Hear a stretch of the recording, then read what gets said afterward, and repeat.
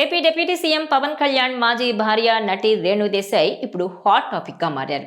ఆమె రాజకీయాల్లోకి ఎంట్రీ ఇస్తున్నారా, ఏ పార్టీలో చేరబోతున్నారు అన్నది ఇప్పుడు చర్చనీయాంశంగా మారింది. అయితే ఎందుకు రేణు దేశాయ్ ఇప్పుడు మళ్ళీ వార్తల్లోకి వచ్చారు అంటే ఇందుకో కారణం ఉంది. 6 ఏళ్ల తర్వాత ఇటీవల విజయవాడకు వచ్చారు ఆమె. ఓ పొలిటికల్ పార్టీ కార్యక్రమంలో పాల్గొన్నారు. పవన్ కళ్యాణ్తో విడిపోయినా ఆయనతో సఖ్యతగానే ఉండే రేణు దేశాయ్ ఆయన పార్టీ జనసేనకు మాత్రం దూరంగానే ఉన్నారు. అయితే ఇటీవల అనుకోకుండా మరో రాజకీయ పార్టీ కార్యక్రమంలో ఆమె పాల్గొనడం ఇప్పుడు చర్చనీయాంశమైంది. గత ఎన్నికలకు ముందు ఏపీలో బోడే రామచంద్ర యాదవ్ నేతృత్వంలో భారత చైతన్య యువజన పార్టీ బీసీవై ఆవిర్భవించింది. ఈ పార్టీ గత ఎన్నికల్లో పోటీ చేసినా ఎక్కడా ప్రభావం మాత్రం చూపలేకపోయింది. అయితే ఆ పార్టీ నేతల ఆహ్వానం మేరకు రేణు దేశాయ్ విజయవాడకు రావడం ప్రాధాన్యత సంతరించుకుంది. టాలీవుడ్ సీనియర్ కమెడియన్ బ్రహ్మానందంతో పాటు వచ్చిన ఆమె బీసీవై పార్టీ సావిత్రిబాయి పూలే జయంతి సందర్భంగా నిర్వహించిన కార్యక్రమంలో పాల్గొన్నారు. సావిత్రిబాయి పూలే జయంతి గురించి, మహిళా టీచర్స్ గురించి మాట్లాడడానికి మాత్రమే నగరానికి వచ్చినట్టు వెల్లడించారు రేణు దేశాయ్.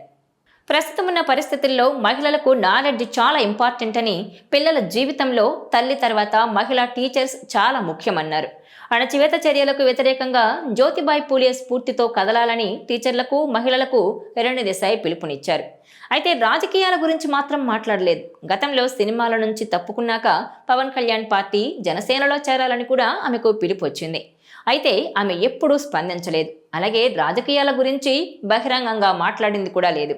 కేవలం పవన్ గురించి, తన పిల్లల గురించి మాత్రమే సోషల్ మీడియాలో పోస్టులు పెడుతుంటారు. అలాంటిది ఉన్నట్టుండి ఓ రాజకీయ పార్టీ నిర్వహించిన కార్యక్రమంలో పాల్గొనడంతో పలు రకాల ఊహాగానాలు వస్తున్నాయి. అయితే సావిత్రిబాయి పూలే జయంతి వేడుకల్లో పాల్గొనాలని రామచంద్ర యాదవ్ ఆహ్వానించడంతో ఆయన ఆహ్వానం మేరకే ఇక్కడికి వచ్చానని తెలిపారు రేణు. బ్రహ్మానందం గారి లాంటి లెజెండ్స్ ఉన్నటువంటి ఈ వేదికను పంచుకోవడాన్ని ఎంతో అదృష్టంగా భావిస్తున్నానని తెలిపారు. నా దృష్టిలో ఆయన నిజమైన ఓజీ, ది ఒరిజినల్ గ్యాంగ్స్టర్ అంటూ ప్రశంసించారు. మహిళల విద్య కోసం సావిత్రిబాయి చేసిన కృషి సాధారణమైనది కాదు. అలాంటి మహానుభావురాలి జయంతి వేడుకల్లో పాల్గొనడం చాలా ఆనందంగా ఉందని తెలిపారు.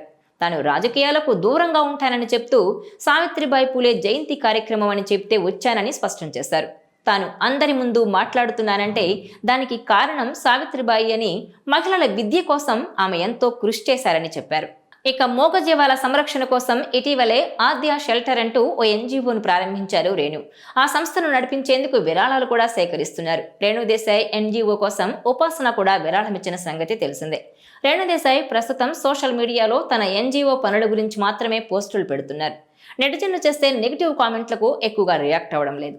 గతంలో అయితే నెటిజన్లతో ఎక్కువగా వాదిస్తూ ఉండేవారు. ప్రతి ఒక్కరికి సమాధానాలు ఇస్తుండేవారు. కానీ రేణు దేశాయ్ ఇప్పుడు అవన్నీ టైం వేస్ట్ పనులని భావించే తన పూర్తి సమయాన్ని పిల్లలు, పెట్స్ కోసమే కేటాయిస్తున్నట్టుగా కనిపిస్తోంది. ఈ వీడియో మీకు నచ్చినట్లయితే please share, like and subscribe.